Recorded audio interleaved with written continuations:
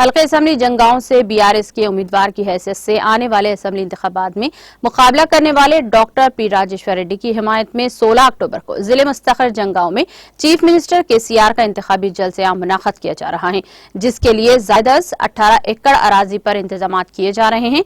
इस जिमन में आज बीआरएस पार्टी उम्मीदवार डॉक्टर पी राजेश्वर रेड्डी, रुकने कानून साज कौंसिल बसवराज सारिया ने जलसे-आम के मैदान का भी मुशाहिदा करते हुए जायजा लिया और मुंतजमीन को जरूरी हिदायत जारी की।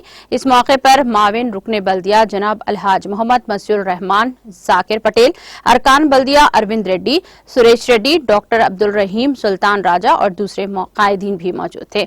इस मौके पर मीडिया से बात करते हुए जनाब अलहाज मोहम्मद मसीउर रहमान जाकिर पटेल, सदर जामा मस्जिद कमेटी ने बताया कि चीफ मिनिस्टर केसीआर के इंतखाबी जलसे आम के लिए ज्यादा 1 लाख अफराद की शिरकत को यकीनी बनाने के लिए इंतजाम किए जा रहे हैं।